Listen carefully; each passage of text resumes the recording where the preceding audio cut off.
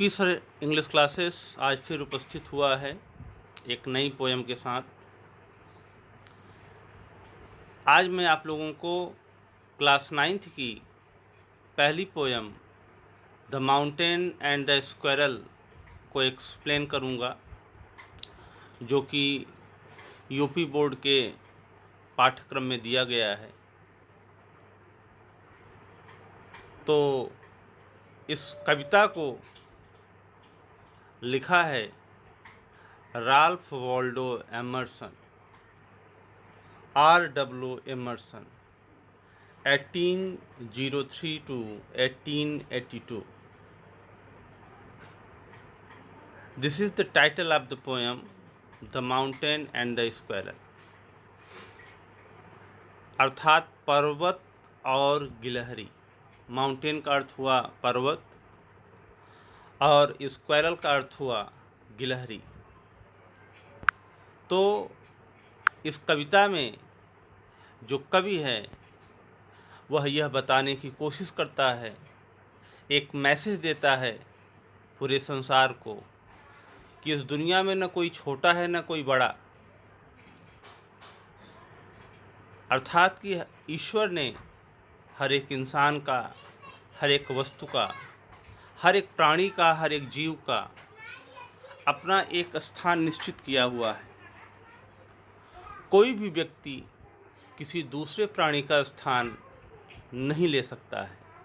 अर्थात कि उसके अंदर गर्व या घमंड के भाव नहीं आ सकते हैं, चाहे वह छोटा हो या बड़ा हो, गरीब हो या अमीर हो, उच्च कोटि का हो या निम्न कोटि का।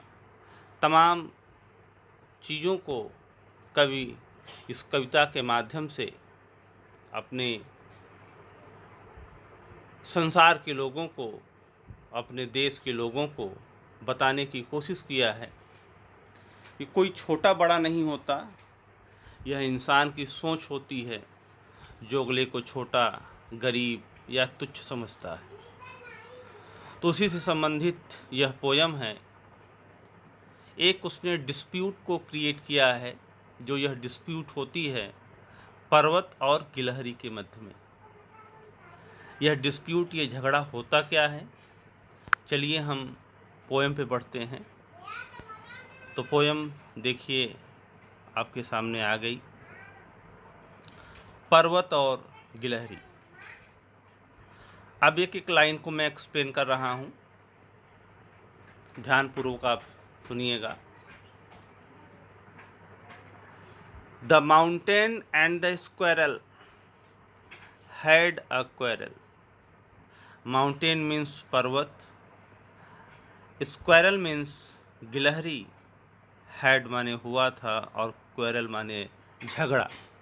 अर्थात कि एक बार पर्वत और गिलहरी के मध्य में एक झगड़ा हुआ, एक डिस्प्यूट क्रिएट हुआ, दोनों के मध्य में एक संवाद हुआ, एक झगड़ा हुआ।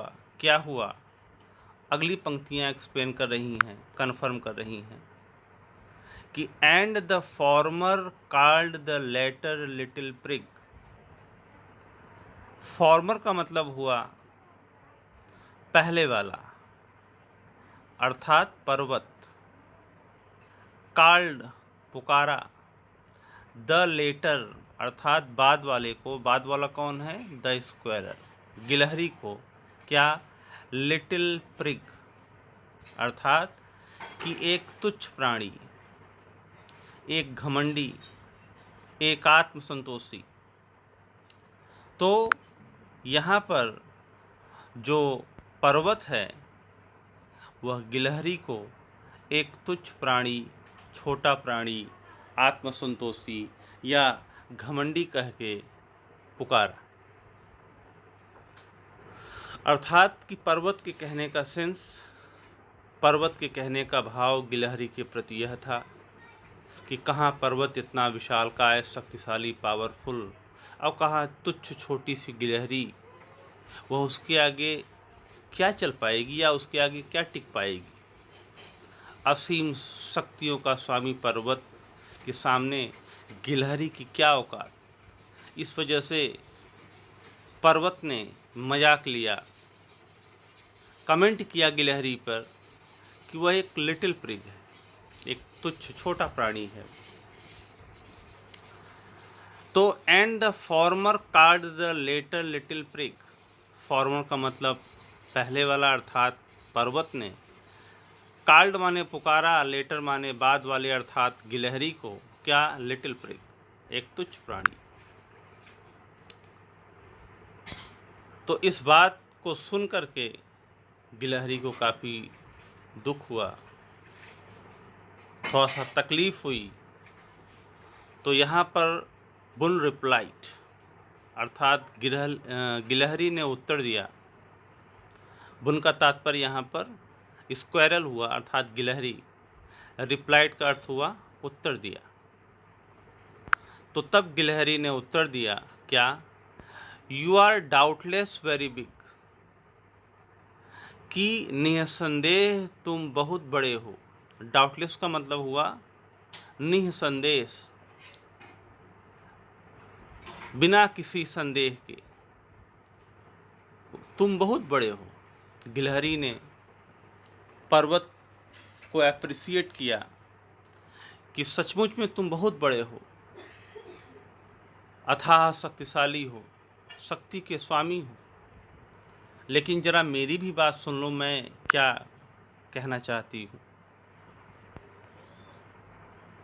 But all sorts of things and weather must be taken in together to make up a year and a spare.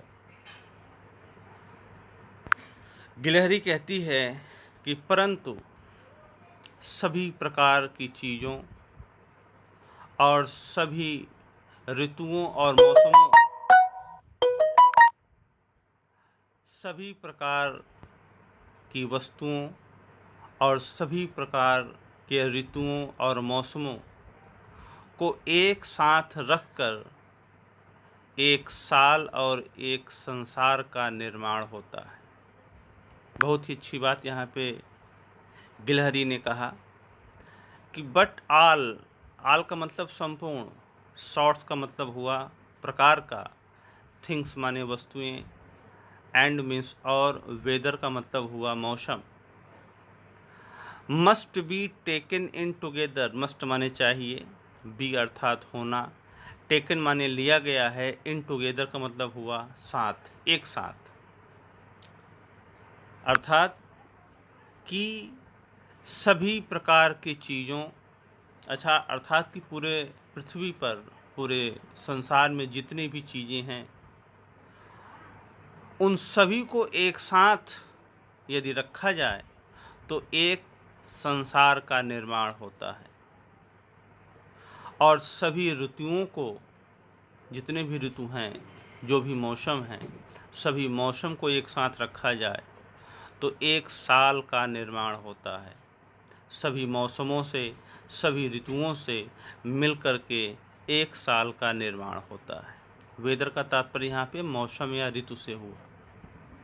और सभी प्रकार के वस्तुओं को रख दिया जाए एक साथ तो उससे संपूर्ण संसार का निर्माण होता है। छोटे छोटे वस्तुओं को रखा जाए तो छोटे छोटे वस्तुओं से मिलकर के यह हमारा पृथ्वी या हमारा संसार का निर्माण हुआ है।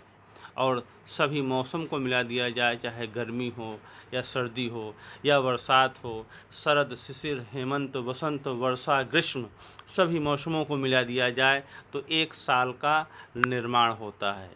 तो यहाँ पर गिलहरी का कहने का तात्पर्य हुआ कि but all sorts of things and weather must be taken in together, कि परंतु सभी प्रकार की चीज़ों और मौसमों को एक साथ रखकर, टुगेदर का मतलब एक साथ रखकर, एक साल और एक संसार का निर्माण होता है। स्पेयर का मतलब क्या हुआ? संसार।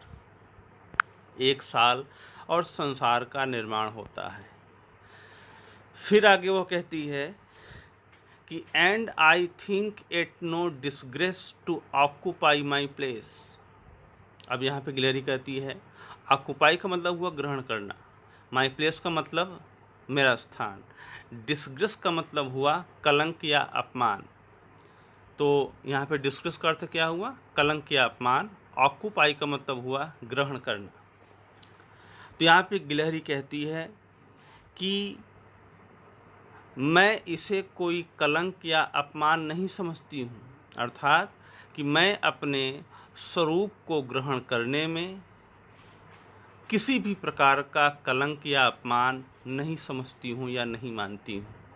अर्थात गिलहरी कहने का मतलब कि टू ऑक्यूपाई माई प्लेस, अर्थात कि मैं अपने स्वरूप को, अर्थात कि इस छोटे स्वरूप को, इस जो मैं गिलहरी हूँ, जो छोटा सा मेरा स्वरूप है, इस छोटे से स्वरूप को ग्रहण करके मैं किसी भी प्रकार का अपने मन में अपमान नहीं समझती हूँ या अपमान इसको नहीं मानती हूँ, कोई कलंक नहीं मानती हूँ, बल्कि मैं खुश हूँ, प्रसन्न हूँ अपने इस छोटे से स्वरूप को पा करके, जो कि ईश्वर ने जो भी मुझे स्वरूप दिया है, जो भी आकार मुझे दिया है, जो भी ऊर्जा मुझे ईश्वर ने दिया हुआ है, उससे मैं बहुत ही खुश और प्रसन्न हूँ।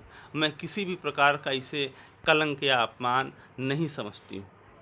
तो यहाँ पर गिलहरी कहने का मतलब कि and I think it no disgrace to occupy my place, कि और मैं अपने इस छोटे से स्वरूप को ग्रहण करके किसी भी प्रकार का अपमान नहीं समझती हूँ। फिर आगे गिलहरी कहती है कि if I am not so large as you, कि यदि मैं इतनी विशालकाय नहीं हूँ जितना कि तुम। लार्ज का मतलब क्या हुआ? बड़ा, विशालकाय। तो यदि मैं इतनी विशालकाय नहीं हूँ जितना कि तुम, सो और ऐस का अर्थ हुआ इतना या जितना। तो यदि मैं इतनी विशालकाय या बड़ी नहीं हूँ जितना कि तुम, you are not so small as I, कि तुम भी उतने छोटे नहीं हो जितना कि मैं।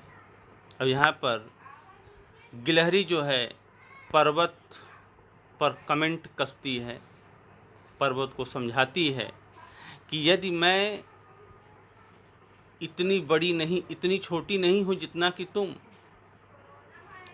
यदि मैं इतनी विशालकाय या इतनी बड़ी नहीं हूँ जितना कि तुम, तो तुम भी उतने छोटे नहीं हो जितना कि मैं।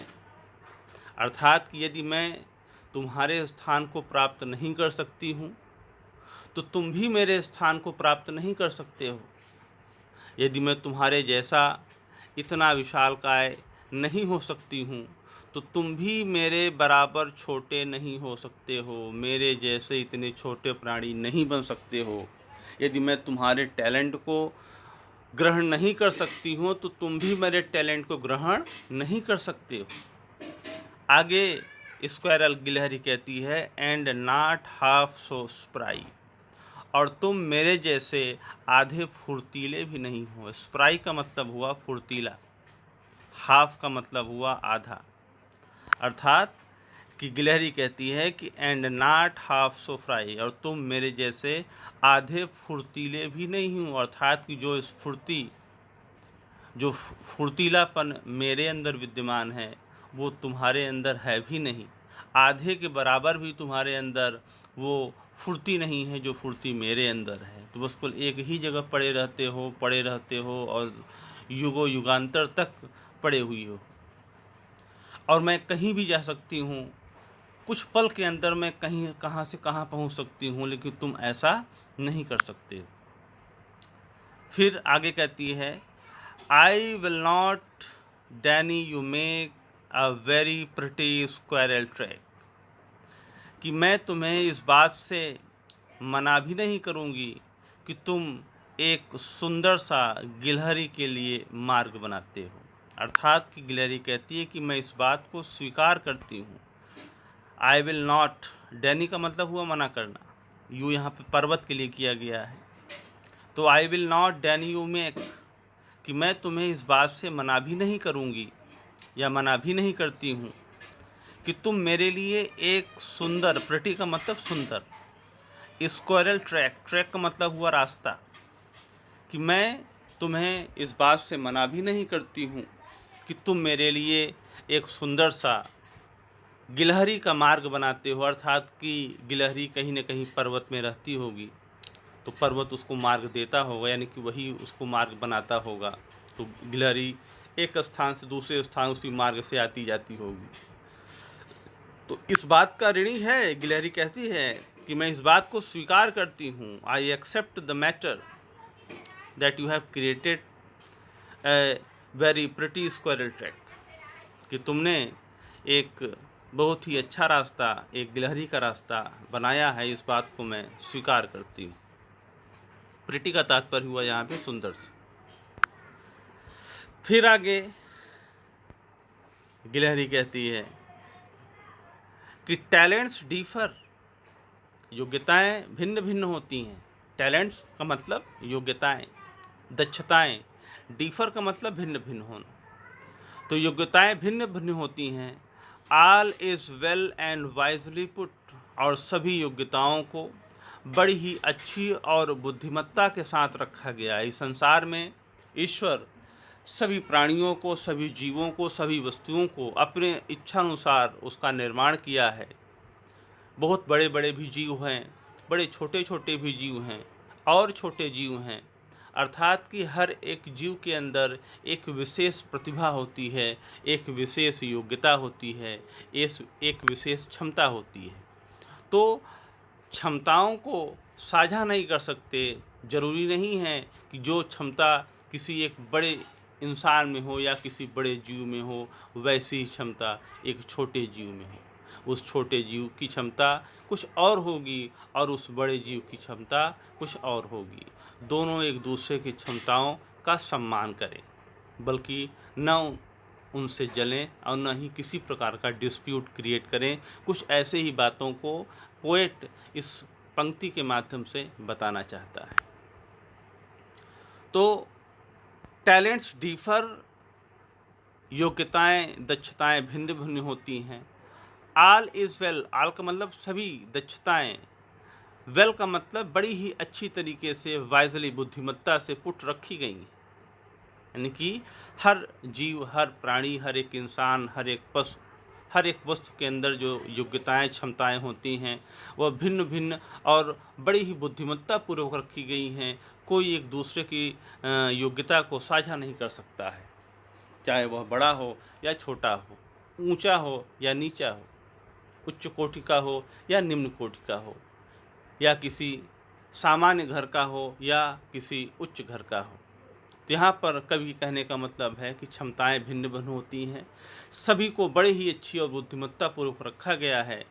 लास्ट में गिलहरी कहती है, if I can't carry forest on my back neither can you crack a nut, अर्थात कि यदि मैं अपने पीठ पर पर्वत नहीं उगा सकती हूँ तो तुम भी एक अखरोट को नहीं तोड़ सकते हो। यहाँ पर गिलहरी कहने का मतलब कैरी का मतलब वैसे तो ले जाना होता है, लेकिन यहाँ पे सेंस उगाने से लिया गया है, रखने से लिया गया है। फॉरेस्ट माने जंगल हुआ, और बैक का मतलब हुआ पीठ। माई बैक का मतलब अपनी पीठ पर, अर्थात गिलहरी अपने पीठ के लिए कह रही है। तो गिलहरी कह रही है, if I can not carry forest on my back, कि यदि मैं अपने पीठ पर पर्वत नहीं उगा सकती हूँ तो तुम भी एक अखरोट को तोड़ नहीं सकते हो। अर्थात कि एक अखरोट बहुत ही कड़ा होता है, फल होता है, बहुत कड़ा होता है। क्रैक का मतलब होता है तोड़ना, झटका करके तोड़ देना। नीदर का मतलब ना तो गिलहरी भी चैलेंज देती है और पर्वत की आँखों को खोलती है कि यदि मैं अपने पीठ पर पर्वत उगा नहीं सकती हूँ तो तुम भी एक अखरोट को तोड़ नहीं सकते हो। यदि तुम एक अखरोट को तोड़ के दिखा दो तो मैं जानूँ।